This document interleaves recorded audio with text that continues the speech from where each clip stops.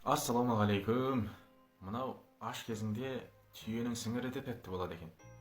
Ал тоқ кезіңде қозының құйрығы да қатты болады екен ғой. Біз адам баласы сондаймыз ғой расында. Мынау аштық, тоқтық деген бұл екі бөлек нәрсе да.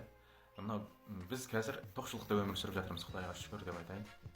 Ал кезінде болды, біздің аталарымыз жоқшылықты, ашаршылықты басынан кешірді.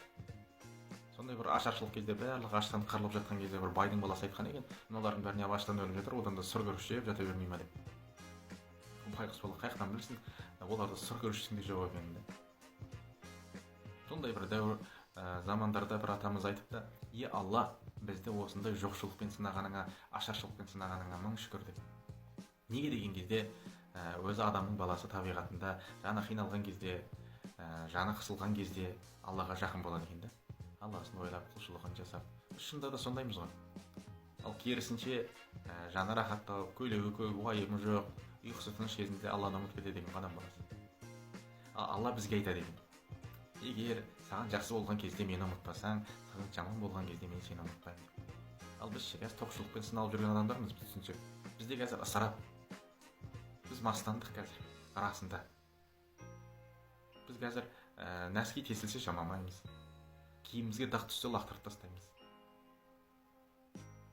Тамақ, кешегі тамақ деп оны итке береміз, немесе төгіп тастаймыз. Нан қатып қапты дейміз. Оны жұмсартудың амалын жасамаймыз. Енді айта берсек, ысырап деген нәрсе бізде өте көп болып кетті. Оның шегі жоқ. Оған біз үйреніп қалдық. Ол солай болуы тиіс нәрсе сияқты болып қалды. Сондықтан мынау тоқшылықпен сыналып жатқан біз кішкене ойланайық. Аллаға шүкір етейік.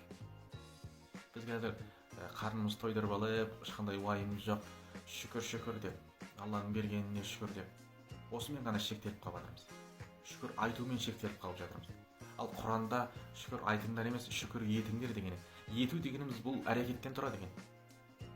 Намазымызбенен, құлшылығымызбенен, жақсы ізгі амалымызбенен, садақамызбенен біз Аллаға шүкіршілік етуіміз керек.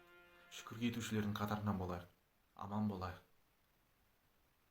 Біздің дүниенің жалғасын тауып жатқан осындай тоқшылық болып жатқаны кейбір кісілердің шүкір етуінің, дұға жасауының арқасында осылай өмір жалғасып жатыр. Аман болайық, шүкір етушілердің қатарынан болайық, бір-бірімізге дұғада болайық. Ассалаумағалейкум ва рахматуллахи ва баракатух.